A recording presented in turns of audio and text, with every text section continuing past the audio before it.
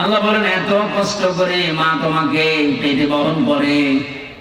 আমি এই হামালাতুহু উম্মুহু ওয়াহানানের ব্যাখ্যা পড়েছি। একটা মা পৃথিবীর জমিনে একটা সন্তানকে ডেলিভারি দেওয়ার সময় 57 ইউনিট কষ্ট সহ্য করে। বিজ্ঞানী আয়াতের ব্যাখ্যা করতে গিয়ে জানিয়েছে এই পৃথিবীর যত শক্তিশালী মানুষ হোক, এমনকি যদি ডোনাল্ড ট্রাম্প হয়, ও সর্বোচ্চ 47 না 45 ইউনিট কষ্ট সহ্য করতে পারবে। 45 ইউনিটের বেশি কষ্ট দিলে ডোনাল্ড ট্রাম্প মরে যাবে। কিন্তু একটা মা আপনাকে আমাকে পৃথিবীর এই মুখ দেখাতে গিয়ে ডেলিভারির সময় 57 ইউনিট কষ্ট সহ্য অলরেডি করেছে। এই কষ্ট সহ্য করার সময় সে সিদ্ধান্ত নিয়ে ফেলেছিল যে এই পৃথিবীতে যদি আমির হামজা, এ গোলাম রব্বানী, এ আকরাম এ সুন্দরভাবে খালাস হয়ে যায়, তাহলে জীবনে আর স্বামীর কাছে যাব না। কিন্তু আমির হামজা যখন দুনিয়ায় আসে, আকরাম যখন দুনিয়ায় এসে যায়, আকরামের হামজার চেহারা দেখার পরে এই যে কষ্টটা 10 মাস 10 দিনের ডেলিভারির, আল্লাহ বলেন সব আমি মুছে ফেলে দেই। আমরা যারা সন্তান আছি, আমাদেরকে যেহেতু পরিচয় আল্লাহ করিয়ে দিচ্ছেন মা আর বাবার সাথে, এই পৃথিবীতে আমরা জানি আল্লাহ পাক বাদে কারো আইন মানা জায়েজ। وقضى ربك ألا تعبدوا إلا إياه وبالوالدين إحسانا। আল্লাহর আইন মানা কি? সবাই বলে। আর মা বাবার আইন মানা না ফরজ। মা বাবার আইন মানা ফরজ না। وبالوالدين إحسانا, মা বাবার সেবা করা ফরজ। আর যার মা বাবা তার সেবা করা ফরজ। কথা বোঝা গেছে? যার মা বাবা, সে নারী হোক আর পুরুষ হোক, তার সেবা করা ফরজ। অন্য কেউ যদি না করে তার গুনাহ হবে না, হ্যাঁ সে যদি দায়িত্ব পালন করে তাহলে তার সওয়াব হবে।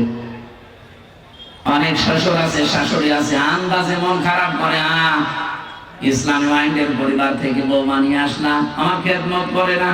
আরে বৌমা আপনার খেদমত করবে কোথায় পেয়েছেন আপনি?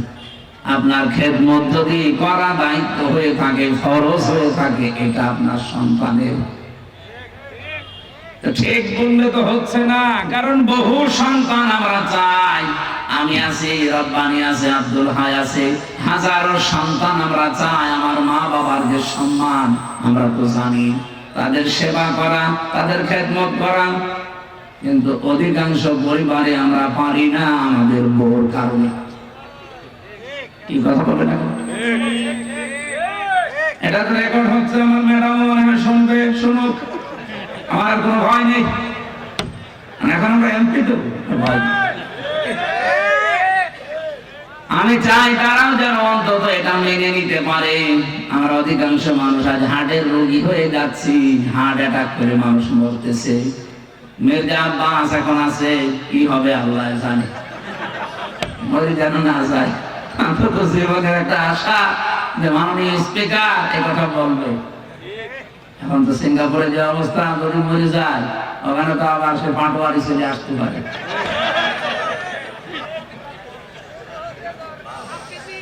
বগুড়াবাসী, এবার আমি যে কথা তুলতে চেয়েছিলাম, আমার 8টা পয়েন্টের উপর আজকে আলোচনা আমি নোট করেছি। রব্বুল আলামিন যে 3 জন কালো মানুষের নাম বললাম, তাফসীরে এটা মারিফুল কোরআনে পাবেন। এই 3 জন কালো মানুষের ভেতরে হযরতে লোকমান একজন। আল্লাহ পাক বলেন, আমি আল্লাহ তার মর্যাদা এত বেশি বাড়িয়েছি কেন জানো? ওয়ালাকাদ আতাইনা লোকমানাল হিকমাতা, অবশ্যই আমি লোকমানকে জ্ঞান দিয়েছিলাম, হিকমা দিয়েছিলাম, আর তাকে এই কথা বলে দিয়েছিলাম, আনিশ করলে ওমাই ইয়াশকুর ফাইন্নামা ইয়াশকুরু লিনাফসি, আনিশ লিল্লাহ, যে আমি আল্লাহর শুকরিয়া আদায় করো, কৃতজ্ঞ হও।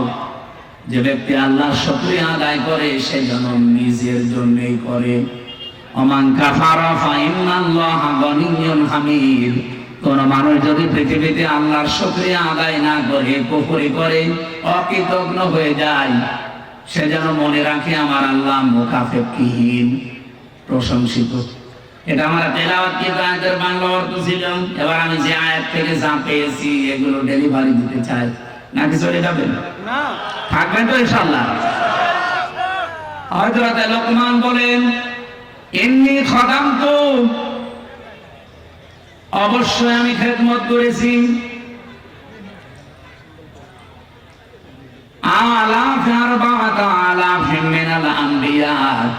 এই পৃথিবীতে 4000 নবীর খেদমত আমি করেছি। কত? খুব ভালো করে শুনবেন, 4000 নবীর আমি খেদমত করেছি। তাদের কাছে আমি হাসিল করেছি, পেয়েছি। এই 4000 নবীর খেদমত করতে গিয়ে 8টা জিনিস আমি তাদের কাছে পেয়েছি। তাহলে আজকের যে ওয়াজটা, এটা একটা দুইটা তিনটা নবীর না, 4000 নবীর খেদমত করে তাদের কাছে হাসিল করা জিনিস। হযরত লোকমান বলেন, আমি 4000 নবীর খেদমত করেছি, তাদের কাছে যা যা পেয়েছি তার মধ্যে 8টা জিনিস আমার কাছে অন্যতম। 8টা জিনিস আমি চাই পৃথিবী যতদিন থাকবে মানুষেরা এই 8টা জিনিস যেন অর্জন করে। বলেন সুবহানাল্লাহ। আমি আপনাদেরকে, আমি সহ প্রত্যেকে যেন অর্জন করতে পারি।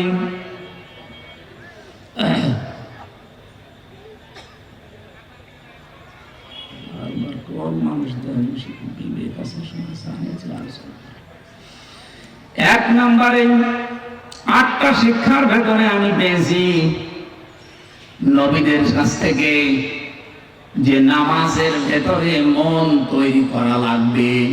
কিসের ভেতরে? প্রশ্ন আসতে পারে, সব নবীর না জামানায় কি নামাজ ছিল? হযরত আদম আলাইহিস সালাম থেকে শুরু করে মুহাম্মদ রাসূলুল্লাহ পর্যন্ত যত নবী আল্লাহ দুনিয়াতে পাঠিয়েছেন, প্রত্যেক নবীকে আল্লাহ পাক কম বেশি সিজদার হুকুম দিয়েছিলেন। তাদের হয়তো এইভাবে 5 ওয়াক্ত ছিল না, কিন্তু সিজদা দেওয়ার নিয়ম ছিল, কারণ সিজদা ছাড়া কেউ আল্লাহর নিকটবর্তী হতে পারে না। আসজুদ ওয়াক্তারিব, সিজদা দাও, আল্লাহর নিকটবর্তী হয়ে যাও।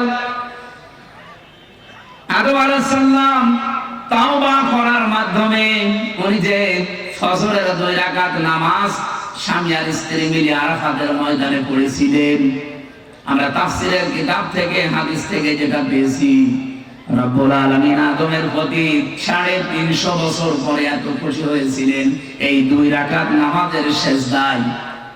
কিয়ামত পর্যন্ত উম্মতে মুহাম্মদী যারা আসবে তাদেরকে আল্লাহ এই 2 রাকাত নামাজ ফরজ করে দিয়েছেন। ওই দিন হযরত আদম আলাইহিস সালাম যে দোয়া করেছিলেন, এই দোয়াটা আল্লাহর কাছে এত বেশি পছন্দনীয়, এত বেশি ভালো লেগেছে, আল্লাহ ডাক দিয়ে বলেছিলেন, আদম, কিয়ামত পর্যন্ত তোমার সন্তানাদি যারা আসবে তারাও যদি কোনো ভুল করে অপরাধ করে এই দোয়াটা পড়ে, আমি আল্লাহ তোমার মতো সন্তানদেরকেও মাফ করে দেব। আদমের সন্তান আমরা যারা জবান খুলে পড়েন, রব্বানা যালামনা আনফুসানা ওয়া ইন লাম তাগফির লানা ওয়া তারহামনা লানাকুনান্না মিনাল খাসিরিন। ফজরের নামাজের যে 2 রাকাত, এটা আদম আলাইহিস সালাম থেকে পাওয়া। জোহরের নামাজের যে 4 রাকাত, হযরত ইব্রাহিম আলাইহিস সালাম থেকে পাওয়া। আসরের নামাজের যে 4 রাকাত, হযরত হুসাইন আলাইহিস সালাম থেকে পাওয়া। মাগরিবের নামাজ যে 3 রাকাত, হযরত আইয়ুব আলাইহিস সালাম থেকে পাওয়া। এশার নামাজ যে 4 রাকাত, এটা হযরত আয়েশার কারণে স্পেশাল ভাবে আল্লাহ মুহাম্মদ রাসূলুল্লাহকে দিয়েছে। রব্বুল আলামিন বলেন, হযরত লোকমান, তাকে আমরা জ্ঞান দিয়েছিলাম, হিকমত দান করেছিলাম। এই জ্ঞান পাওয়ার পরে তার প্রথম কাজ হয়েছে সে শুকরিয়া আদায় করেছে আল্লাহর। তাহলে এখান থেকে কয়েকটা শিক্ষা পাওয়া যায়। জ্ঞান যারা পাবে, জ্ঞান তো আল্লাহর দৃষ্টিতে তারা যারা আল্লাহর কাছে নত হবে, নম্র হবে, শুকরিয়া আদায় করবে আল্লাহর নিয়ামতগুলোর। তা আমাদের আচরণটা পুরা উল্টা। একটা ভিডিও দেখছিলাম আজকে আসার সময়, নৌকা নিয়ে পার হয়ে যাচ্ছে একজন, দুইজন শিক্ষিত মানুষ।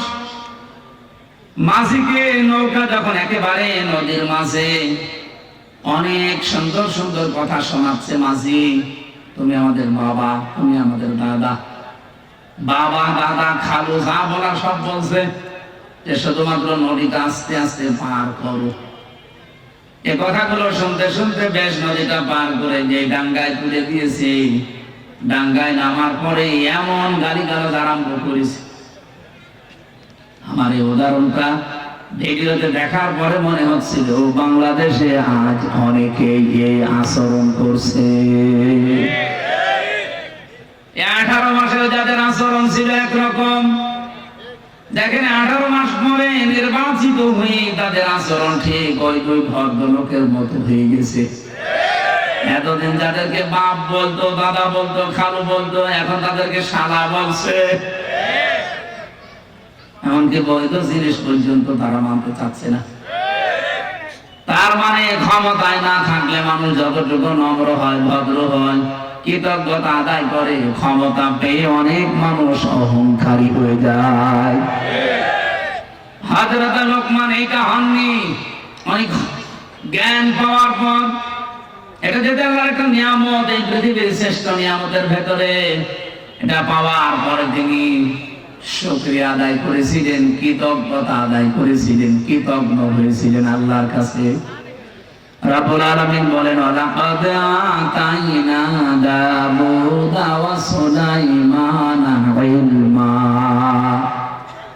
অবশ্যই আমি দাউদ আর সুলাইমানকে জ্ঞান দিয়েছিলাম। আকাল আলহামদুলিল্লাহিল্লাযী ফাদ্দালানা আলা কাসীরিন মিন ইবাদিহিল মুমিনিন। তারা দুইজনে এই জ্ঞান পেয়ে কি করেছিল জানো? আকাল আলহামদুলিল্লাহিল্লাযী ফাদ্দালানা, তারা দুইজনে শুকরিয়া আদায় করেছে ওই আল্লাহ। ওনারা বলছে ওই আল্লাহর শুকরিয়া আদায় করছি আমরা, যিনি আমাদেরকে জ্ঞান দিয়েছেন, আমাদের মর্যাদা দিয়েছেন। মেনে আলা কাসীরিন মিন ইবাদিহিল মুমিনিন, পৃথিবীতে বহু মুমিন বান্দাদের উপরে আমাদের মর্যাদা যিনি বাড়িয়েছেন, তার দরবারে আমরা শুকরিয়া আদায় করছি। তাহলে জ্ঞান পাওয়ার পরে জ্ঞানী মানুষদের আচরণ হওয়া দরকার। তারা নত হবে আল্লাহর দরবারে, দরবারে ইলাহিতে তারা আরো নম্র হবে, ভদ্র হবে, মাথা নত করবে। আর আমাদের মুসলমান আমরা দাবি করে দেখছি আমাদেরটা পুরা উল্টা। লোকমান আলাইহিস সালাম 4000 নবীদের কাছে যে কথাগুলো শিক্ষা পেয়েছিলেন, তার এক নম্বরে বলেন যে সেজদা দেওয়া লাগবে জীবনে, নামাজ, এটা যেন কেউ না ছাড়েন। প্রত্যেক নবী যেহেতু এটা পেয়েছিলেন। দ্বিতীয় নম্বরে তিনি বলেন, আমি এই শিক্ষাটা নবীদের কাছ থেকে পেয়েছি, যদি কেউ কারো বাড়িতে প্রবেশ করেন সে যেন উকি ঝুঁকি না দেয়। আজ আমাদের সামাজিক জীবনে এটা আছে না নেই? বেশ ভালো মানুষ মনে হয়, বাড়িতেও ঢোকে, সালাম দিয়ে ঢোকে, ঢোকার পরে শয়তান তার দখল করে নেয়, বাড়ির ভেতরে শুধু এদিকে ওদিকে উকি ঝুঁকি দেয়।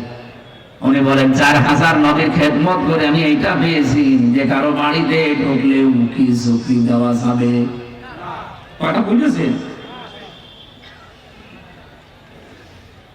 অনেক মানুষ চালাকি করে আমি দেখি, বাড়িতে বাড়ির বাইরে দাঁড়িয়ে সালাম দেয়, আসসালামু আলাইকুম, এটা দেওয়ার পরে জিজ্ঞাসা করে, করতে করতে বাড়ির ভেতরে প্রবেশ করে সব দেখা শেষ।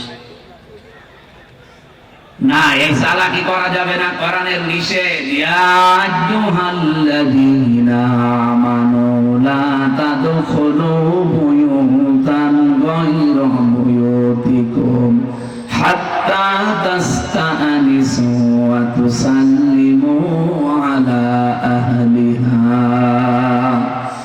রাব্বুল আলামিন বলেন, হে নবী, ইমানদারদেরকে বলেন নিজের ঘর হোক আর অন্যের ঘর হোক, সালাম দেওয়া অনুমতি ছাড়া কারো বাড়িতে যাওয়া, এটা আমাদের আর সামাজিক জীবনে আছে। বলেন বলেন, এটা আল্লাহ যেন আমাদের মেনে চলার তৌফিক দেন, বলেন আমিন। এটা অনেকেই হেলায় খেলায় নষ্ট করে, আমলটা করতে চায় না। না, এটা কোনো অনেক গুরুত্বপূর্ণ বিষয়, কোরআনে আল্লাহ যেহেতু দিয়েছেন। বহু মানুষ এই ছোট্ট আমলটার ভেতরে, পরে আমি কিছু আয়াতের ব্যাখ্যা পড়ে তাফসিরে দেখেছি, আজ যারা নিজেদের স্ত্রীকে প্রথম 1 বছর 1.5 বছর 2 বছর ভালো লাগে, কিন্তু এরপরে দেখি সংসার আর টেকে না, নিজের বউ চাইতে অন্যের বউ দেখলেই কেমন যেন ভালো লাগে। এরকম দেশ নেই? আপনি আছেন এরকম? এই রব দেশে আছে না নেই বলেন তো? প্রথম কিন্তু ভালোই লাগে। কালকে একটা বিচার এসেছিল আমার কাছে, প্রায় রাত 10:30 পর্যন্ত এটার বিচার আমি করেছি। একজন মাওলানা, আমি নাম নিলাম না, উনি এসে ওনার স্ত্রী সহ 2 জনই এসেছেন। স্ত্রীর অভিযোগ হচ্ছে যে এমপি সাহেব, এই স্বামী আমার প্রথম বিয়ের 3 মাস 4 মাস 6 মাস 1 বছর খুব ভালোবেসেছে, কিন্তু এখন যেন আমার দিকে আর মন নেই। মাওলানা আমার আস্তে করে বলছে যে হ্যাঁ আসলে তো কথা একেবারে মিথ্যা না, প্রথম ভালোই লাগতো, কিন্তু এখন আমার অন্যের বউ দেখলে ভালো লাগে, আমারটা আর ভালো লাগে না। এটা একটা রোগ, এ রোগের ঔষধ আছে না নেই? বলেন বলেন। কুল্লিল মুমিনিনা ইয়াগুদ্দু মিন আবসারিহিম ওয়া ইয়াহফাযু ফুরুজাহুম যালিকা আযকা লাহুম ইলা আখির আয়াত। হে নবী, মুমিন পুরুষদেরকে বলেন তারা যদি এই 2টা ঔষধ খেতে পারে, 1 নম্বরে আপনি চক্ষুকে নিম্নগামী করবেন, 2 নম্বরে লজ্জা স্থানের হেফাজত করবেন। বহু ডাক আসবে, বহু ষড়যন্ত্র চক্রান্ত শয়তান পিছিয়ে রাখবে। এই 2টা ঔষধ যদি কেউ মাত্র 1টা মাস একটু পালন করতে পারেন, আল্লাহর কসম আমি আয়াতের বিশ্বাস নিয়ে বলছি, আপনার নিজের বউ ভালো লাগবে, অন্যের বউ তখন আপনার কাছে খারাপ লাগবে। 1টা মাস একটু করে দেখেন, চক্ষুকে নিম্নগামী করবেন, যেটা দেখা যায় না এটা দেখবেন না, আর নিজের লজ্জার স্থানটা একটু বাঁচিয়ে রাখেন। 1 মাস 6 মাস 1 বছর না, 1 মাস যদি এভাবে একটু কন্টিনিউয়াস করা যায়, আল্লাহর সাহায্য আসবে। তখন আর এই হাজারো পরিবারে যে সংসার আজ ভেঙে যাচ্ছে, এইটাও বন্ধ হবে। এখানে যারা এরকম রোগী আমরা আছি, আমরা যেন রোগ মুক্ত হতে পারি, আল্লাহ তৌফিক দেন, বলেন আমিন। সত্যি করে বলেন তো, এরকম রোগ আছে কার? কোন এলাকায় বাস করতে আসলাম? এটা সব আল্লাহর ওলি। এরকম কোন রোগ এই এলাকায় নেই। এটা শুধু পুরুষের ক্ষেত্রে না, মেয়েদের ক্ষেত্রেও। আজ হাজারো পরিবারে খালি ডিভোর্স আর ডিভোর্স চলছে, এই একটা মাত্র কারণে। নিজের চোখের হেফাজত নেই, 2 নম্বর লজ্জা স্থানের হেফাজত করে না। স্বামী বাড়ি না থাকলে বহু মহিলা আছে আল্লাহকেও ভুলে যায়, স্বামীকেও ভুলে যায়। এই 2টা জিনিসের গ্যারান্টি একটু নেন। আমি আশা করছি আপনাদের আমাদের যেসব রোগটা আছে, এই রোগকে আল্লাহ পুরাপুরি নিরাময় করে দেবেন, বলেন আমিন। 3 নাম্বারটা বলছি, হযরত লোকমান বলেন আমি 3 নম্বরে পেয়েছি, খাবার যদি খেতে বসো একেবারে সব সাবাড় করে ফেলবা না। প্রতিটি নবী এই শিক্ষাটা আমি নবীর খেদমত করে পেয়েছি 4000 নবীর কাছে, তারা কোনদিন চা খেতে বসেছে সব সাবাড় করেনি। এই জন্য প্রত্যেক নবীর বুক ছিল বড় আর পেট ছিল ছোট। আমরা এমন উম্মত, আমাদের কোনো বুক নেই, শুধু পেট। আমি সংসদে আমার ডানে বামে সামনে পেছনে যেখানে তাকাচ্ছি শুধু ভড়ি আর ভড়ি, খালি আমারই ভড়ি নেই। আমার বামে যেটা ওইটাও ভড়িয়ালা, ডাইনে যেটা ওইটাও ভড়িয়ালা। নাম নিলাম না, আপনি দেখতে পাবেন কালকে পরশু দিনই কি ভড়ি গো। মাঝে মাঝে আমার মনে হয় আল্লাহ এদের ভড়ি দেখে তো মহিলারা লজ্জা পাবে, ছেলে মেয়ে হয় আমাদের আর ভড়ি হয় এর। কি পেট, আটের পেট। নবীদের এরকম পেট হয়নি কেন? কারণ নবীরা 3টা সুন্নাত আদায় করে খাবার খেতেন। 1 ভাগ খাবার, 1 ভাগ পানি, আর 1 ভাগ হজম করার জন্য খালি রাখতেন। এই জন্য নবীদের পেট বড় হয়নি, বড় হয়েছে বুক। তাদের এই বুক বড় হওয়ার কারণে তারা জালেমদের সামনে মাথা নত করে নাই, সত্য বলতে ভয় পায় নাই। কথা বলছেন না কেন? আজ বাংলাদেশে আমাদের যদি সত্যি মুখ থাকতো, আমি যেমন টার্গেট নিয়েছিলাম সংসদে, আমি যদি নির্বাচিত হতে পারি 100 দিনের ভেতরে আমি কুষ্টিয়ার সদর আসনে অন্তত 100 দিনের ভেতরে যতগুলো অফিস আদালত আছে সবগুলো জনবান্ধব করে তুলবো। আর এটা করতে গেলে আমি নিজেও জানতাম যে অনেকের মন পাওয়া যাবে না, কারণ যত বড় অফিসার সে তত বড় মুডে থাকে। সবাই চায় যে আমার সবাই জি হুজুর স্যার স্যার এটা করতে থাক। চেয়েছিলাম যে ডিসি এসপি ডিওনো ওসি সিভিল সার্জন সহ সরকারি যত প্রতিষ্ঠান আছে এগুলো যেন জনবান্ধব হয়, মানুষ যেন সেখানে যে ভয় না পায়। এই ভয় দূর করার জন্য খালি বারবার এখানে মানুষের সম্পৃক্ততা বাড়ানোর চেষ্টা করলাম। যে কয়টা জিনিসে হাত দিলাম দেখি না শত্রু হয়ে গেছে। আমি নাম ধরেই বলছি, কুষ্টিয়ার এখন যারা দায়িত্বে আছে এই মানুষগুলো এখন আর আমাকে দেখতে পারছে না, কারণ এদের আঁকে অলরেডি ঘা লেগে গেছে।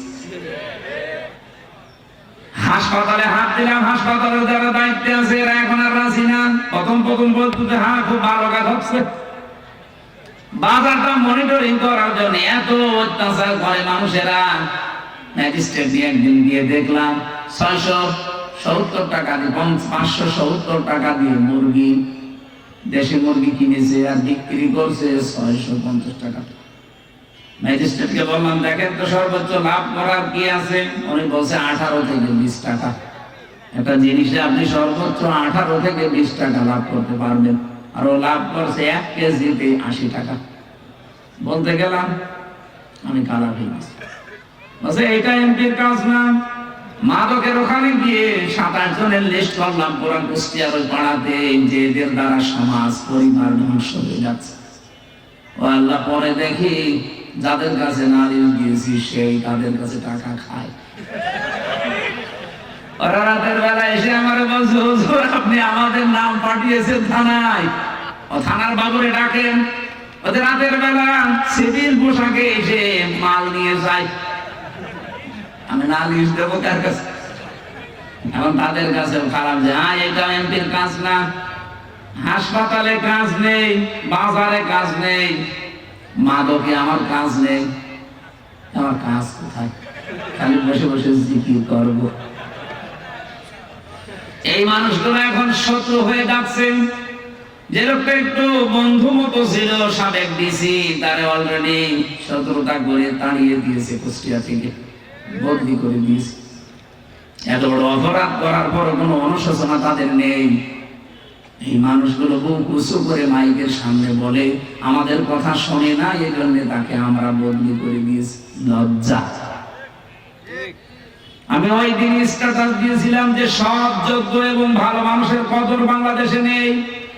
যে যত বড় দুর্নীতিবাজ সে এই দেশের তত বড় হিরো। দেশের একেবারে 12টা বাজিয়ে দিচ্ছে যারা, তারাই নাকি এই দেশের এখন সর্বোচ্চ জায়গায়। আমার ভাইরা, আমি যে সিদ্ধান্ত নিয়েছিলাম এগুলো আমি পালন করবো। এই কারণে আমি কোরআনে কারীম থেকে এটা জানি, দুনিয়ার সবাই যদি আমার শত্রু হয়ে যায়, আমি যে বুক বড় করেছি, বুক মানে বড় বুক এইটার বলে না, এ বুকের ভেতরে আল্লাহ যে সৎ সাহস দিয়েছে, আমার কুষ্টিয়ার যারা দায়িত্বে আছে এরা কেন সারা পৃথিবী আমার বিরুদ্ধে চলে গেলেও ডট কি আর কিছু মনে করি না।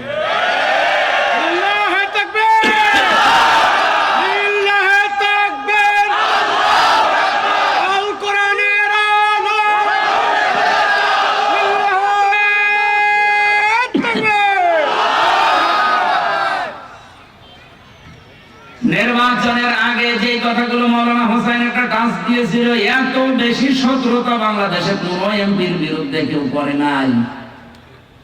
আমার একেবারে সেই 11 সাল থেকে শুরু করে কাটছাট ভিডিও গুলো এনে 64 জেলায় ওরা 64টা মামলা পর্যন্ত দিয়েছিল কি দিয়ে। আমি একটা উদাহরণ দিতে গিয়ে 8 জনের নাম বলেছিলাম, তার ভেতরে আরাফাত রহমান, ওনার নামটাও ছিল।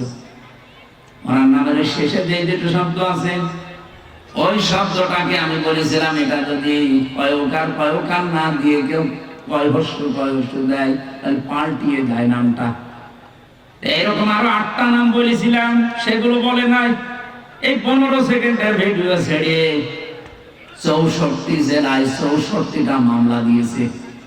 ওরা মনে করেছিল মামলা দিলে মনে হয় এ বসে যাবে। আরে ভাই, আমি তো আয়না ঘরে থাকা মানুষ, আমার কাছে শ্বশুর বাড়ি মনে হয় আয়না ঘরে থেকে আমি ফাঁসির কন্ডেম সেলের ভেতরে ছিলাম 3 বছর খেয়ে না খেয়ে। আমি ঝুলেছিলাম প্রায় 11 ঘন্টা, মাথা নিচের দিকে পা উপরের দিকে দিয়ে। আর আপনি আমার এখন ভয় দেখাচ্ছেন মামলা ও ছাতা, তো আমি গুলিয়ে খেয়ে ফেলবো। এটা আমাদের বুক বড় করা লাগবে ভাই। মাওলানা আব্দুল হাই সাইফুল্লাহ ভাই আমার বড় ভাই, আমি চাই আমাদের বুক যেন এরকম বড় হয় নবীদের মতো। প্রতিটি নবীর বুক ছিল বড়, তার মানে বুকের ভেতরে সাহস ছিল, আর পেট ছিল একেবারে ছোট। আজ বাংলার আলেম ওলামা গুলো যদি আমরা বুক বড় করতে পারতাম, বুকের সাহস নিতে পারতাম, আমার মনে হয় রামবান আর জেনারেল মানুষগুলো আলেমদের কদর আরো বেশি করত। এ দোষ শুধু আমাদের নিজেদেরই। আমি বুক বড় বলতে কিন্তু শুধুমাত্র একেবারে ডোনাল্ড ট্রাম্পের মতো এভাবে বুক বড় বোঝাইনি। এর ভেতরে সাহস লাগবে, ঈমান লাগবে। হযরত লোকমান বলেন, আমি নবীদের কাছে 4000 নবীর কাছে এইটা পেয়েছিলাম, 4 নম্বরে পেয়েছি প্রত্যেকটা নবীর কাছ থেকে যে কথা বলতে হলে হিসাব করে বলা লাগবে। কত মানুষ আজকে কথা বলছে দেখেন, হিসাব নেই। কত মন্ত্রী আজ কথা বলছে, তেল দিতে পারে না, একটু সরি বলবে না, আচ্ছা হেঁটে চলাফেরা করতে পারেন না, শরীর ভালো থাকবে। মানে মাথা থেকে পা পর্যন্ত পিটানো দরকার। কালকের দিন পরে তো দেখা হবে না, কারণ আমার পাশেই ছিল। ওই সামনে তাকালে দেখা হবে। আমি জিজ্ঞাসা করবো চোখে চোখে, যেন একটা কথা বলবেন, তেল দিতে পারেন না, সরি বলবেন না, বলছে হাঁটাহাঁটি করলে শরীর ভালো থাকে। সংসদের মেন গেট থেকে ভেতর পর্যন্ত এতটুকু পথ উনি হেঁটে আসে না, গেটে নামে, এরপরে মানুষের ঘাড়ে হাত দিয়ে যায় ভেতরে। আর সে যদি এই কথা বলে, কথা হিসাব নিকাশ করে বলা দরকার না? গতকালকে একজন এক কথা বলে, অলরেডি সারা দেশে এখন 92% মুসলমানের কলিজায় অন্তত রক্তক্ষরণ হচ্ছে যদি মুসলমান দাবি করে থাকে। উনি বলেছে ধর্মভিত্তিক রাজনীতি, ধর্ম কায়েম করার জন্য এই দেশে মুক্তিযুদ্ধ হয়নি, হয়েছে কিসের জন্য? ধর্ম যদি না থাকে দেশে, শুধু ইসলাম ধর্ম বলছি না, প্রত্যেকটা ধর্ম, কোন ধর্ম খারাপ কিছু করতে বলে না। ধর্ম যদি না থাকে আপনি কিভাবে থাকবেন, কোন পরিচয়ে থাকবেন বলেন? সুতরাং কথা যারা বলবেন হিসাব করে বলবেন। 5 নম্বরে উনি বলেন, আমি পেয়েছি নবীদের কাছ থেকে সব সময় আল্লাহকে সঙ্গে রাখা লাগবে। 6 নম্বরে আমি পেয়েছি এই পৃথিবীতে কবরের চিন্তা করা লাগবে। 7 নম্বরে আমি 2টা জিনিস অর্জন আর 2টা জিনিস বর্জন পেয়েছি। 7 নম্বরে পেয়েছি সব সময় মানুষ যেন অন্তত মরা লাগবে এই চিন্তাটা মাথায় নিয়ে ঘুরে। যখনই চিন্তা হবে যে মরা লাগবে, ওর দ্বারা দুর্নীতি করা সম্ভব না। সর্বশেষ আমি 8 নম্বরে প্রত্যেক নবীর কাছে এটা পেয়েছি যে জীবনে আমাদের যেন কোনো বিষয়ে অহংকার না আসে। আল্লাহ পাক এই 8টা জিনিস 4000 নবী এগুলো শিখিয়েছে। উনি বলেন হাসাল তো আমি হাসিল করেছি, পেয়েছি মিনহুম এই নবীদের কাছ থেকে সামানিয়াতা আশিয়া। এই 8টা জিনিস কিয়ামত পর্যন্ত দুনিয়া যারা আসবে তারা যেন এই 8টা জিনিসকে ফলো করে চলতে পারে, আমরাও যেন পারি। বলেন আমিন। ওমা ইয়াশকুর ফাইন্নামা ইয়াশকুরু লিনাফসি। আল্লাহর কোনো লাভ নেই, এভাবে শুকরিয়া আদায় করে চলতে পারলে লাভ আমাদেরই। রব্বুল আলামিন কোরআনে কারিমের এই আয়াতটা আমি যতবার পড়েছি ততবার নতুন নতুন বিষয় আমার মাথার ভেতরে আল্লাহ দিয়েছেন। গতানুগতিক ভাবে বহু কথাই আয়াতের আমরা শুনেছি সারা জীবন। হে নবী, আপনি বলুন, যদি আল্লাহকে কেউ ভালোবাসতে চায় সে যেন রাসূলুল্লাহকে ভালোবাসে। এই কথাটা এই জায়গায় নেই, তাহলে আল্লাহ হাত গুণ দিতেন। আল্লাহ দিয়েছেন তাবউন, ওই যে শব্দটা সূরা জুমারের 18 নম্বর আয়াতে আছে, ওই শব্দ এখানে আছে। ওর যা মাত্রা এইটা একই মাত্রা। কেউ যদি বলে আল্লাহ তোমাকে ভালোবাসি, আল্লাহ বলেন এই কথা প্রমাণ দিতে হলে আমার রাসূলুল্লাহকে ভালোবাসা লাগবে। ঠিক আছে না? ঠিক না? কি ঠিক? আমি এর আগে একটা মিনিট নষ্ট করলাম না। আমি বললাম যে হাফ পন যদি বলতেন তাহলে ভালো বেশি শেষ করে দিলাম। যেমন বেশি ছিল ভালো আবু তালেব, এমনকি আবু লাহাব রাসূলুল্লাহকে ভালোবেসেছিল জন্মে। আপনি দেখেছেন তার জন্মে খুশি হয়ে নিজের বাড়ির কাজের মহিলাকে আযাদ করে দিয়েছে। এরকম তো আপনারা করতে পারবেন না, আমরা পারি না। এত বড় স্যাক্রিফাইস করেছে সেই লোকটা, কিন্তু সে ভালোবাসা পর্যন্ত শেষ করে দিয়েছে। রাসূলুল্লাহ যখন অনুসরণের কথা জানিয়েছে তখন সে পাথর মেরেছে। কথা বলে না? আমি এখান থেকে একটা শিক্ষা পেয়েছি, বিশ্ব নবীর দিকেও কিন্তু এই হাত দিয়ে এভাবে পাথর তুলে নিক্ষেপ করেছিল আর বলেছিল তাব্বালাকা আলিহাদা জামাতানা, মুহাম্মদ তুমি ধ্বংস হয়ে যাও, আমাদেরকে এই কথা বলার জন্য একত্রিত করেছো। আমি যতগুলো তাফসীরে জীবনে মিলিয়েছি, আমার ছোট্ট ব্রেনের ভেতরে এটা অলরেডি ধরা দিয়েছে। বাংলাদেশ সম্পর্কে আমি এই কথাটা এভাবে বলতে চাই, আবু লাহাব শুধু একটা পাথর নিক্ষেপ করেছিল রাসূলুল্লাহর দিকে। কয় হাত দিয়ে? বলে বলে।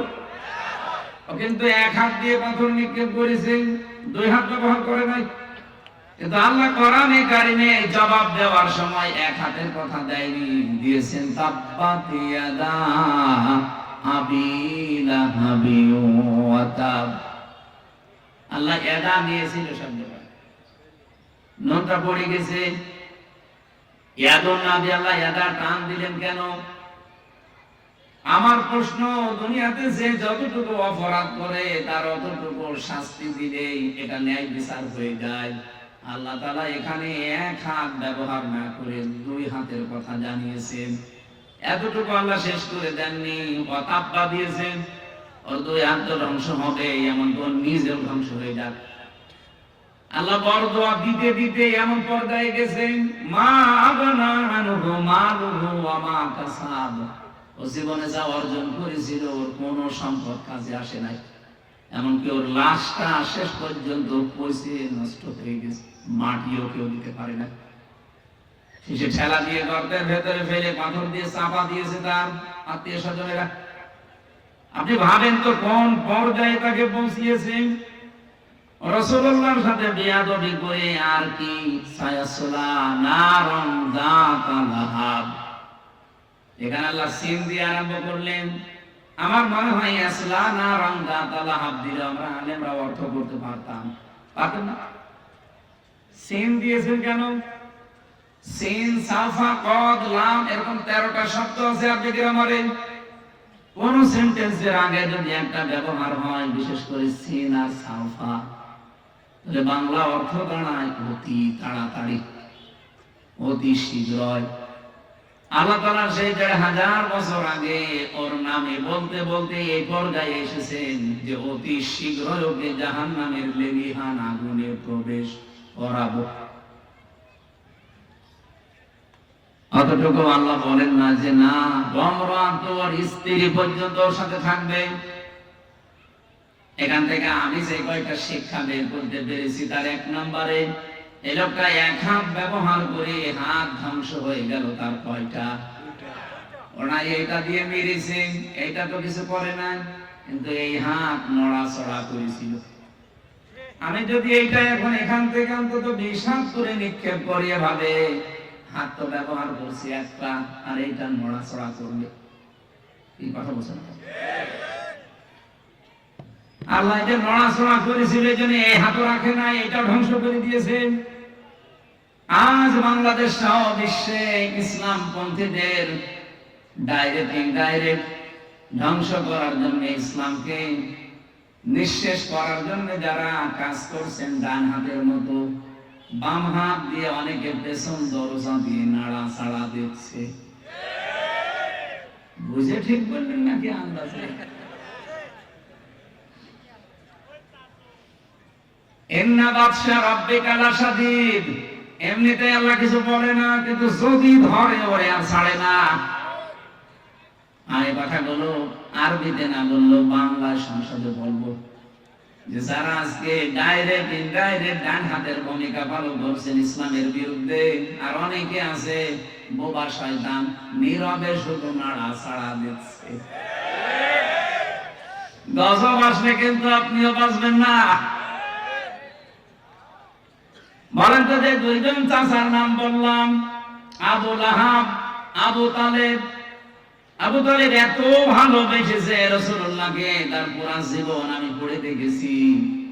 এই লোকটা নিজের সন্তান হযরত আলীকে বিছানায় রাখতো না, ভাইয়ের ছেলে এতিম মুহাম্মদ রাসূলুল্লাহকে নিজের কাছে নিয়ে ঘুমাতো। আবু তালেব জীবনে এমন কোন জায়গা নেই শরীরের ভেতরে যেখানে রাসূলুল্লাহকে তুলে নাই। কোন সময় মাথায় নিয়েছে, কোন সময় চোমা দিয়েছে, কোন সময় বুকে নিয়েছে, পিঠে নিয়েছে, কোনদিন পায়ের কাছে রাখে নাই। পায়ের কাছে রাখলে অসম্মান হবে, পায়ে লাগতে লেগে যেতে পারে, এই জন্য পায়ের কাছে রাখে নাই। বুখারী শরীফের হাদিস।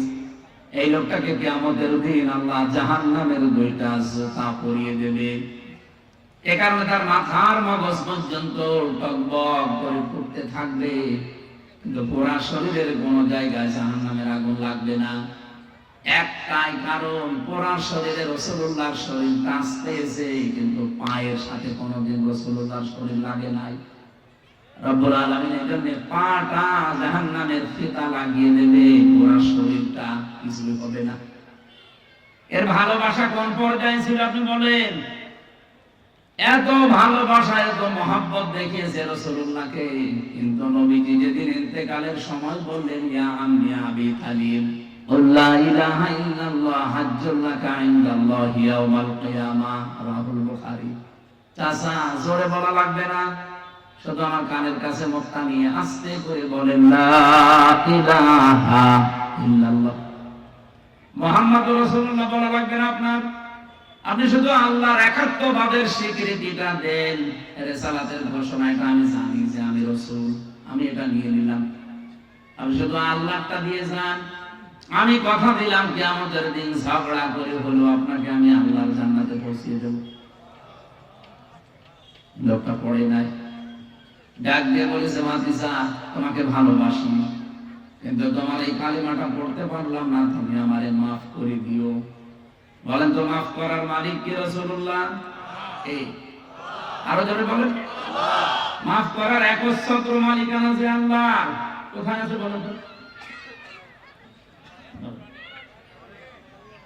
কোরআনে আছে কোন জায়গায়? বলে, আমাইয়াগফিরুয যুনুবা ইল্লাল্লাহ। সূরা আলে ইমরানের ভেতরটা মাঝে আছে, রব্বুল আলামিন জানিয়েছেন মাফ করতে পারে গুনাহ শুধুমাত্র আল্লাহ ছাড়া, মাফ করার ক্ষমতা কারো নেই। হ্যাঁ, যদি আপনি হক করে ইবাদত নষ্ট করেন, এটা আবার আল্লাহর নাম, এটা বান্দার। আপনি কোন বৈধ কাজ করা লাগবে, এই জায়গায় যদি ঘুষ নিয়ে থাকেন, আপনি বান্দার হক নষ্ট করেছেন। এই হকটা দুনিয়ায় থাকতে হয় ফেরত দিয়ে যাবেন, নাই কিয়ামতের দিন নেকি দিয়ে ফেরত দেওয়া লাগবে, এরপরে মাফ হবে। আল্লাহর সাথে যে অধিকারগুলো, এগুলো আল্লাহ মাফ না করলে পৃথিবীর কারো বাবারও ক্ষমতা নেই মাফ করার।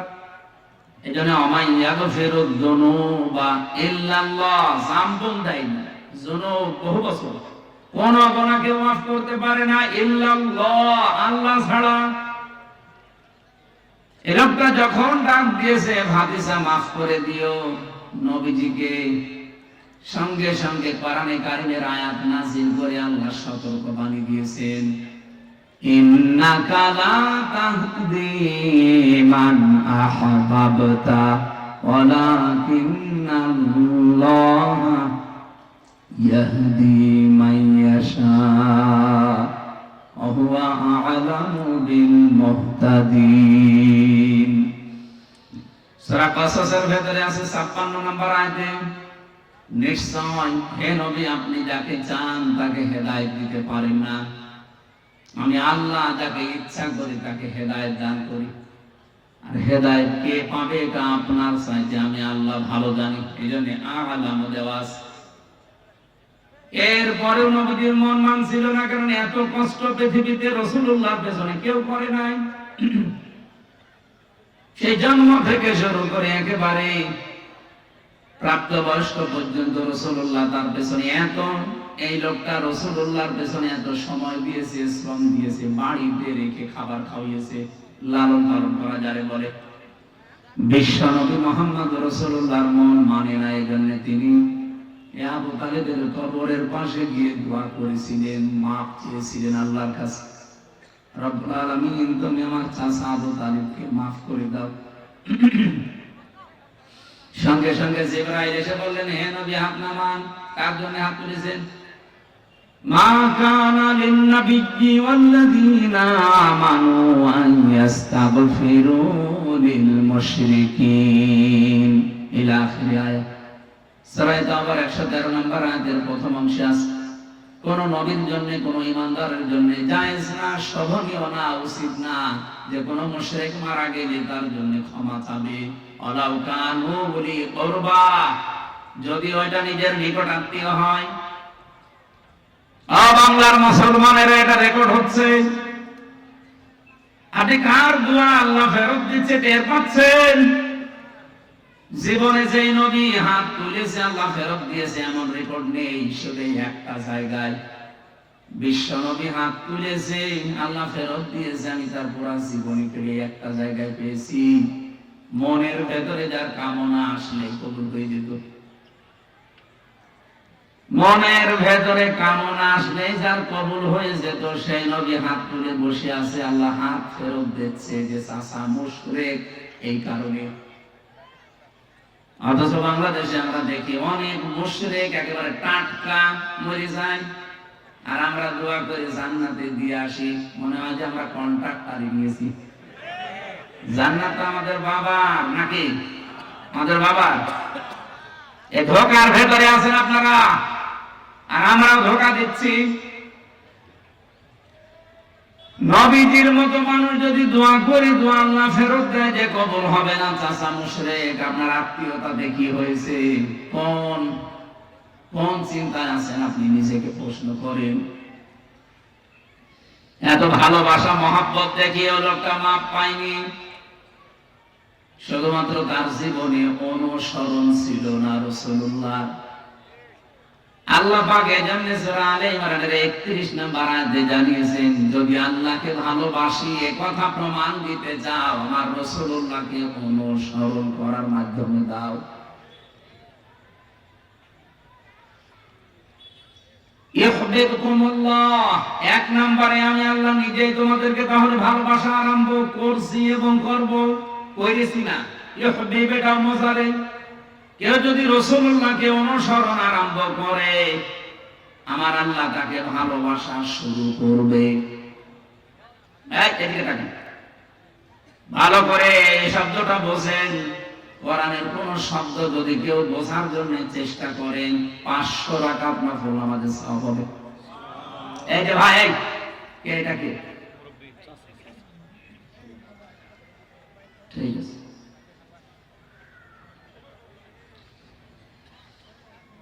আল্লাহ পাক বলেন, আমি যদি কাউকে ভালোবাসা আরম্ভ করি, কয়েকটা পুরস্কার তাকে দেই। ওয়ায়াগফির লাকুম যুনুবাকুম আল্লাহু গফুরুর রহিম। এক নম্বরে আমি আল্লাহ নিজে তাকে মাফ করে দিচ্ছি এবং দেব। গোনা কয়টা মাফ করব? আল্লাহ জামগুন দিতে পারতেন, জামবানে দিতে পারতেন, দিয়েছেন যুনুব। একটা গোনাও তার বাকি থাকবে না। যখন থেকে রাসূলুল্লাহর অনুসরণ আরম্ভ করবে, ওই দিন থেকে ওর জীবনের সব অপরাধ আমি আল্লাহ মাফ করে দেব।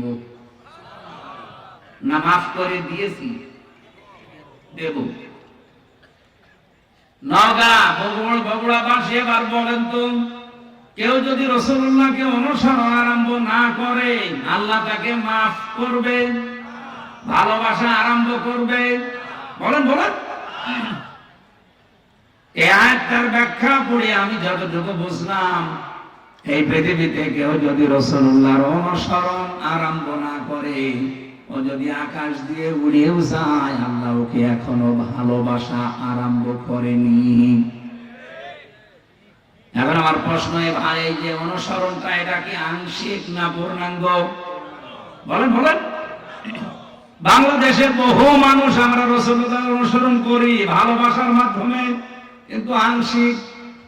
হয়তো টুপি দিয়ে, জুব্বা দিয়ে, দাড়ি দিয়ে, পাগড়ি দিয়ে, দস্তরখানা বিছিয়ে খাবার খাওয়া, এই অনুসরণ আমাদের শেষ। জীবন কি এই শেষ না আরো আছে? আপনাকে তো অনুসরণ করা লাগবে পূর্ণাঙ্গ। এই পূর্ণাঙ্গ অনুসরণের কথাগুলো যখন আমরা বিস্তারিত বলতে চাই, তখন যারা ওই আংশিক অনুসরণ করে অভ্যস্ত, তারা আমাদেরকে শত্রু মনে করে। আমার কথা মনে হয় বুঝে ফেলেছেন।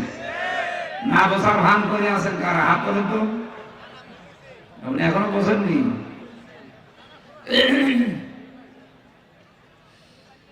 বগুড়াবাসী, এখান থেকে আজকে সিদ্ধান্ত নিয়ে যাবেন, জীবনের কয়দিন আছি আমি রাসূলুল্লাহর অনুসরণ আর আংশিক করতে চাই না।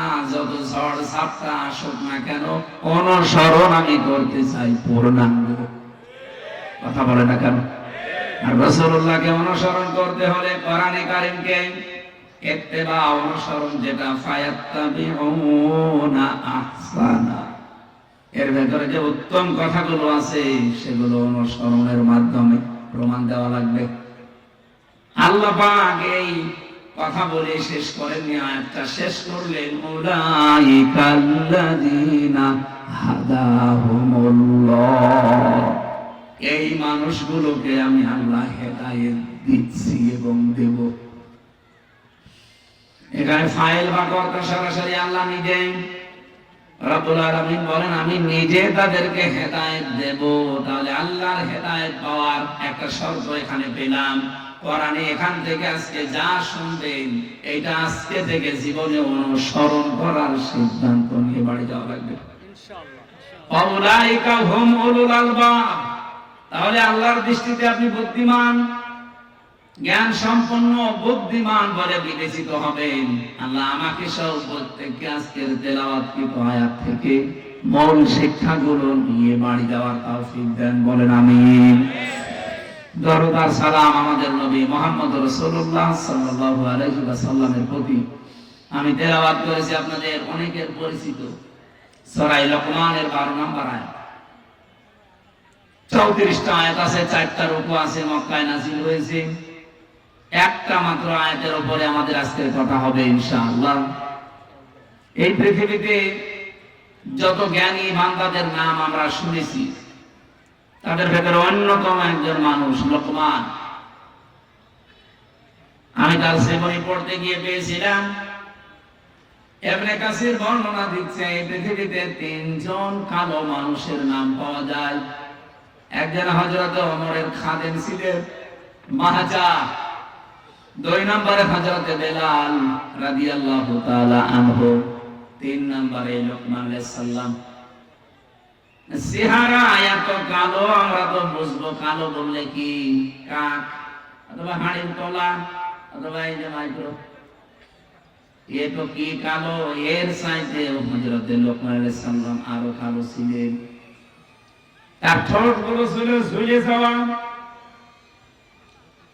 মাথার চুল গুলো ছিল উস্কো খুস্কো, চেহারা ছিল একেবারে বেঁকে, মানে একেবারে শর্ট।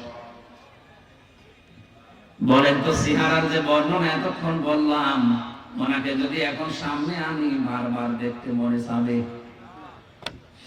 অথচ এই মানুষটার মর্যাদা আল্লাহর কাছে এত বেশি, রব্বুল আলামিন কোরআনে কারীমের 34টা আয়াত সম্বলিত একটা সূরা তার নামে নাযিল করে তাকে চিরন্তন করে দিয়েছেন। তাকে চিরন্তন করেছিলেন কোন কোন কারণে? যে সমস্ত কারণগুলো আছে কোরআনের 34টা আয়াতের ভেতরে, অন্যতম হচ্ছে তিনি তার সন্তানকে, সবাইকে না, তিনি তার সন্তানকে ওসিয়ত করেছিলেন আল্লাহ রাব্বুল আলামিনের সম্পর্কে। ওসিয়ত আর নসিহত কিন্তু এক না। ওসিয়ত শব্দটার বাংলা অর্থ হয় জোরালো ভাবে তাকিদ দিয়ে বলাকে। হযরতে লুকমান আল্লাহ পাক বর্ণনা দিয়েছেন, আইদে ক্বালা লুকমানু লিবনিহি ওয়া হুয়া ইয়াইযুহু ইয়া বুনাইয়া লা তুশরিক বিল্লাহ ইন্নাশ শিরকা লাযুলমুন আযীম। স্মরণ করো সময়ের কথা, যখন হযরতে লুকমান তার সন্তানকে ডাক দিয়ে বলেছিলেন, হে আমার কলিজার টুকরা সন্তান, লা তুশরিক বিল্লাহ, আল্লাহর সাথে শিরক করা যাবে না। ইন্নাশ শিরকা লাযুলমুন আযীম, অবশ্যই শিরক একটা বড় জুলুম। এটা বড় গুনাহ না, এই জায়গায় বড় জুলুমের কথা বলা হয়। পৃথিবীতে যত জুলুম হতে পারে সব চাইতে বড় জুলুম আল্লাহর দৃষ্টিতে শিরক করা। এই জন্য পৃথিবীর সব গুনাহ মাফের গ্যারান্টি পাওয়া যায়, কিন্তু শিরক করলে আল্লাহ ঘোষণা দিয়েছে যে মাফ হবে না। পৃথিবীতে যত নবীর জীবনী আমি পড়েছি, সব নবীদের কম বেশি হয়তো নসিহত ওসিয়ত আল্লাহ করেছিলেন, ওহী পাঠিয়েছিলেন, কিন্তু পৃথিবীর 2,24,000 বলেন আর 1,24,000 বলেন, যত নবী আল্লাহ পাঠিয়েছে প্রতিটি নবীকে একটা ওহী সবাইকে জানিয়েছে, সেটা শিরক করা যাবে না। ওয়ালাকাদ উহিয়া ইলাইকা ওয়া ইলাল লাযীনা মিন ক্বাবলিকা লাইন আশরাকতা বিল্লাহ ইলা আখির আয়াত। লাইন আশরাকতা লা ইয়াহবাতান্না আমালুকা ওয়া লা তাকুনান্না মিনাল খাসিরিন।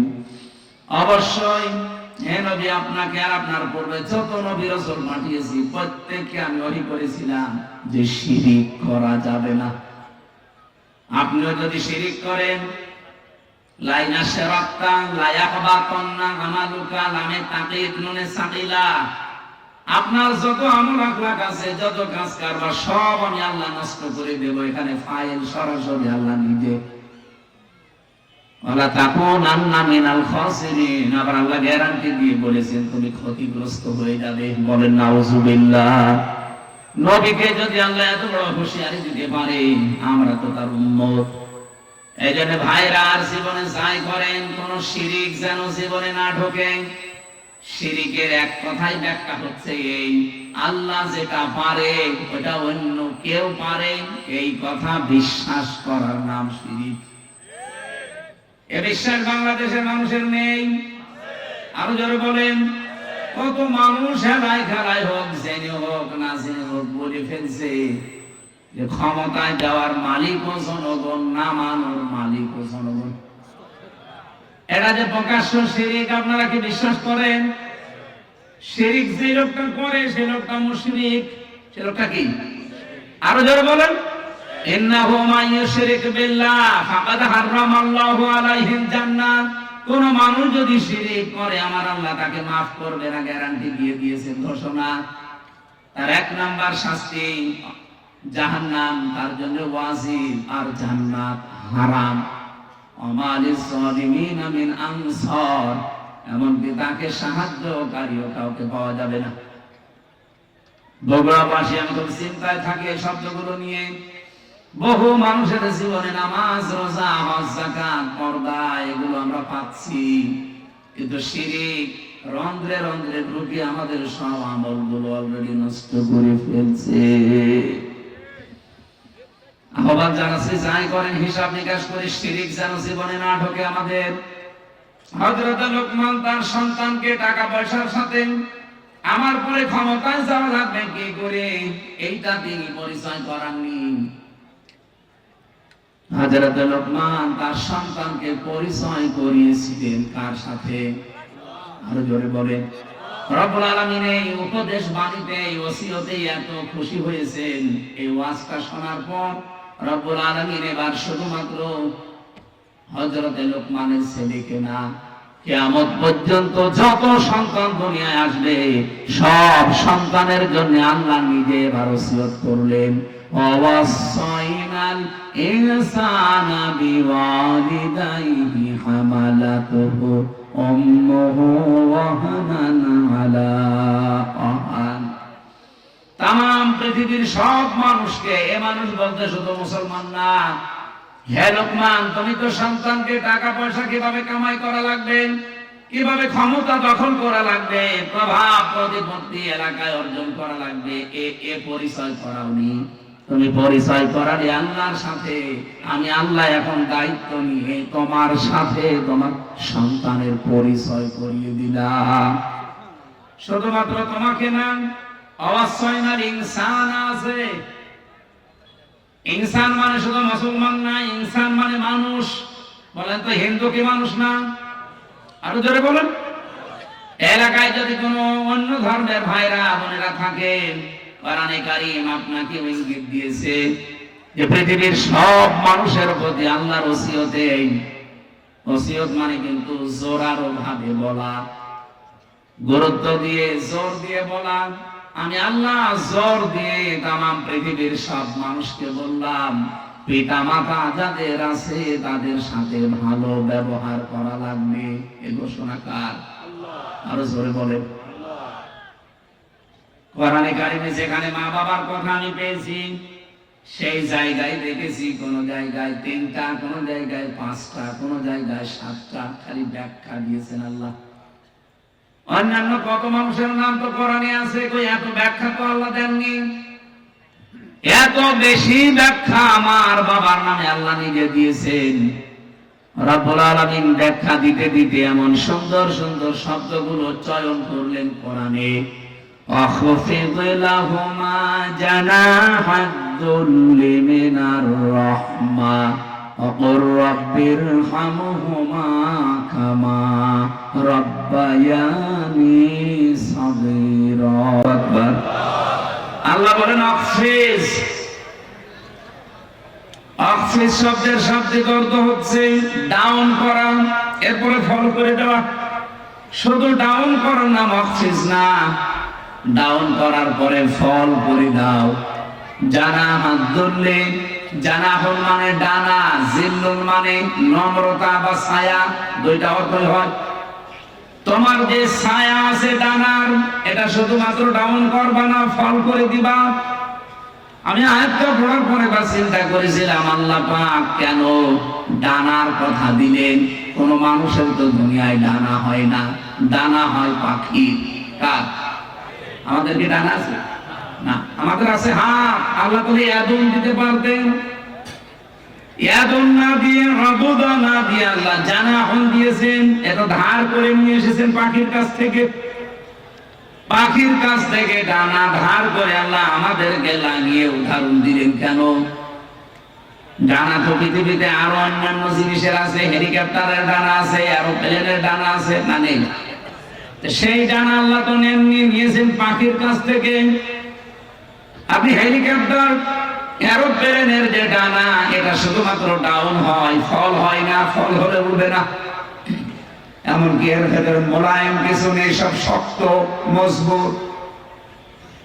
আর পাখির যে ডানা, এর ভেতরে পর আছে, পালক, এত সফট, এত কোমল, এত নরম। একটার সাথে একটা যখন লেগে যায়, পাখি যখন তার বাচ্চাদেরকে ডানার নিচে একটার সাথে আরেকটা পর লাগিয়ে দেয়, তখন বাচ্চাগুলো এই ডানার নিচে একটা কিচির মিচির আওয়াজ দেয়। এটাকে বাংলায় বলা হয় অনির্বচন সুখ। তার মানে বাচ্চাগুলো মাকে বোঝাতে চায়, মা তুমি যেভাবে আমাদেরকে আগলিয়ে রেখেছো, তোমার ডানাগুলো শুধুমাত্র ডাউন করনি, ডাউন করার পরে ফল করে দিয়েছো। এই জন্য আমরা এমন নিরাপদে আছি যে আমাদেরকে আর অন্তত কোনো শত্রু দেখতে পাচ্ছে না, আমাদের ক্ষতি হওয়ার আর কোনো সম্ভাবনা নেই। আল্লাহ পাক বলেন, পৃথিবীর সন্তানেরা, মার বাবা তোমার জীবদ্দশায় যেন এইটা মনে করে যে আমার সাইফুল্লাহ থাকতে আমার আর কোনো চিন্তা নেই। আমার মনে হয় এরকম কথা মনে করার মতো সন্তান বাবা মা অনেক কম। অধিকাংশ পরিবারের সন্তান থাকা এটা আরো ঝামেলা। গতকালকে একটা ভিডিও দেখছিলাম, একটা সন্তানকে তার মা বাবা সম্পদ দিয়ে যায়নি, এই জন্য বাবার কবর ভেঙে দিচ্ছে। দেখেন গায়বান্ধা সাহাবী এসে বলেছিল, হে রাসূল, আমার বাবা আমাকে কিছু দেয়নি, আমি কি করব? বিশ্ব নবী বলেন, কিছু যদি না দেয়, ছোটবেলায় যা দিয়েছে কিয়ামত পর্যন্ত হায়াত পেয়েও সেটা শোধ দিতে পারবা না। বাবা যা বলে ওইটাই ফাইনাল, যদি আল্লাহ রাসূলের বিরুদ্ধে না যায়। যে ছেলেটা এই যে মা বাবার কবর ভেঙে দিচ্ছে, টাকা পয়সা হয়তো জমি জায়গা তাকে দেয়নি, বুঝে করুক না বুঝে করুক, আমি শুধু ওর একা দোষ দেইনি, এই দোষটা ওর বাবারও আছে। কারণ যে শিক্ষাটা দিলে সন্তানে আচরণ করবে না, সেই শিক্ষা ওর বাবা ওকে দেয়নি। যে শিক্ষা দিলে আল্লাহর পরে মা আর বাবার স্থানটা জানা যায়, ওই রকম শিক্ষাগুলো মনে হয় আপনাদের এলাকায় বিভিন্ন জায়গায়। সাইফুল্লাহ ভাই বলছিলেন প্রায় 17টা কয়টা বক্তব্য চালু আছে, 11টা 13টা। এইরকম সন্তানগুলো যে সমস্ত এলাকায় আছেন, এই 13টা 15টা 20টা করে যদি সব উদ্যোগ নিয়ে যে শিক্ষা পেলে আপনার কবর ভাঙবে না, আর কবরের পাশে দাঁড়িয়ে দোয়া করবে, এইরকম আব্দুল হাই সাইফুল্লাহর মতো সন্তান আমরা তৈরি করতে চাই। আল্লাহ পাক প্রতিটি জেলায় প্রতিটি এলাকায় এরকম মানুষ যেন তৈরি করে দেন, বলেন আমিন। আমার ভাইরা, আমার কথা ছিল, হযরত লোকমান তার সন্তানকে পরিচয় করিয়েছেন শুধুমাত্র আল্লাহর সাথে। আমার আল্লাহ বলেন, আমি দায়িত্ব নিয়ে তামাম দুনিয়ার সব সন্তানকে পরিচয় করালাম তার মা আর বাবার সাথে। এমন একটা সুন্দর উদাহরণ আল্লাহ কোরআনে সেট করলেন।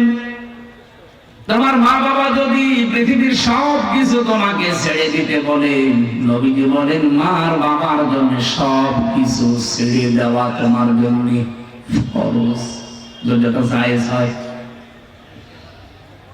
এখানে একটা মাসলা আছে, যেহেতু আলেমরা বসে আছেন, মায়ের কথা শুনে কিন্তু স্ত্রীকে তালাক দেওয়া জায়েজ নেই। এত সম্মান যে মায়ের, এত সম্মান যে বাবা, আপনি মায়ের কথা মতো স্ত্রীকে তালাক দিতে পারবেন না, কিন্তু বাবার কথা মতো পারা যাবে। কারণ বউ আর শাশুড়ির ভেতরে যে সম্পর্কটা মার মেয়ের মতো হওয়া দরকার, এটা 100টার 98টা পরিবারে আজ বাংলাদেশে নেই। এই কথা বলেন, এ ওর দোষ ধরে, ও এর দোষ ধরে। অথচ ওইটা যদি ওনার নিজের মেয়ে হতো, কোনদিন ওইভাবে ভুল ধরতো না। আর ওইটা যদি ওর নিজের মা হতো, কোনদিন দোষ ধরতো না। আল্লাহ ভালো জানে যে দুইজনের ভেতরে মিল হয় না, হচ্ছে না। এই জন্য মায়ের কথা মতো হুট করে আপনি বউ তালাক দিতে পারবেন না। বাবার কথা মতো যদি ওটা জায়েজ পর্যায়ে যায়, তাহলে বউ বাদ দেওয়াও জায়েজ আছে। আমার ভাইরা, আমি একটা বাস্তব কথা বলছি। আজ বাংলাদেশের আমার যতটুকু ধারণা আমি দেখি এবং শুনি, এদেশের আজ 100টা পরিবারের 90টা পরিবারে শান্তি নেই, শুধুমাত্র বউ আর শাশুড়ির এই ছোট মনের কারণে। আমরা আহ্বান জানাবো, মেয়েরা যারা এসেছেন, আপনাদের মনটা আপনারা উদার করবেন। কয়দিন থাকবেন দুনিয়াতে? এই ছোট্ট দুনিয়ার ফেরেবে পড়ে যদি বিশাল আখেরাত আপনি পরিবারেই নষ্ট করে ফেলেন, আপনার মতো কি বলবো আহাম্মক আর কেউ নেই। প্রত্যেককে আহ্বান জানাচ্ছি, নিজের মায়ের মতো মনে করে চলেন। নিজের মাও তো কত দোষ করে, ভুল করে, আপনি সবই সহ্য করে নিন, মাফ করে দেন। নিজের মেয়েও তো কত ভুল করে, না জানলে শিখিয়ে দেন। শাশুড়ি গুলো যদি এই পর্যায়ে তৈরি হয়, আর পুত্রবধূ গুলো যদি মেয়ের মতো তৈরি হয়, বাংলাদেশের পরিবারের স্বামীদের হাড়ের রোগ হবে না। বিয়ে করেনি তো হাসতেছে, বিয়ে করলে টের পেয়ে। বিয়ে যারা করেন নাই, ওরা এই ঔষধ এখনো পায়নি। আমি তো যতটুকু দেখছি হাজারো পরিবারে আজ আমরা পুরুষ মানুষ যারা হার্টের রোগী, এই বউ আর শাশুড়ির এই ছোট মনের কারণে। এই এলাকায় মনে হয় এরকম মহিলা নেই? সম্মানিত মা বোনেরা, শুধু নামাজ পড়া রোজা রাখার কালো বোরকা পরা ইবাদত না, শাশুড়ির সাথে মায়ের মতো আচরণ করা ইবাদত। পুত্রবধূর সাথে নিজের মেয়ের মতো। রব্বানা যালামনা আনফুসানা ওয়া ইল্লাম তাগফির লানা ওয়া তারহামনা লানাকুনান্না মিনাল খাসিরিন। হে বিশাল আসমান জমিনের মালিক, রাত 12টা বাজে, তাহাজ্জুদের সময় আরম্ভ হয়ে গেছে।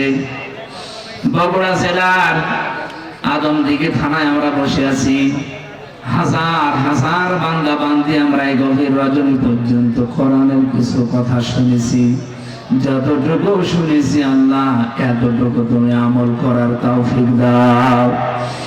4000 নবী থেকে তোমার বান্দা হযরত লোকমান যে শিক্ষাগুলো পেয়েছিলেন তিনি আমাদের অলরেডি জানিয়ে দিয়েছেন। আমাদের প্রত্যেকের জীবনে 8টা শিক্ষা তুমি বাস্তবায়ন করে দাও। এই বিশাল আয়োজনে যদি খুশি হয়ে থাকো, সওয়াবগুলো তুমি নবীজির রওজায় পৌঁছিয়ে দাও। দুনিয়ার মাটির নিচে যারা ঘুমিয়ে গেল আল্লাহ কবরে এদেরকে মাফ করে দাও। রব্বুল আলামিন, তোমার বান্দা তোমার গোলাম আব্দুল হাই, তোমার নামের সাথে নাম আছে মোহাম্মদ সাইফুল্লাহ, তার জীবনের যত ভালো কাজ আছে এগুলো কবুল করো। অন্যায় যদি মানুষ হিসাবে যেগুলো করেছে আল্লাহ তুমি মাফ করে দাও।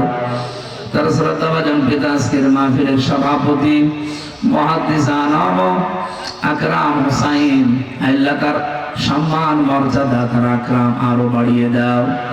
আমাদের প্রধান অতিথি মাননীয় জাতীয় সংসদ সদস্যকে কবুল করো।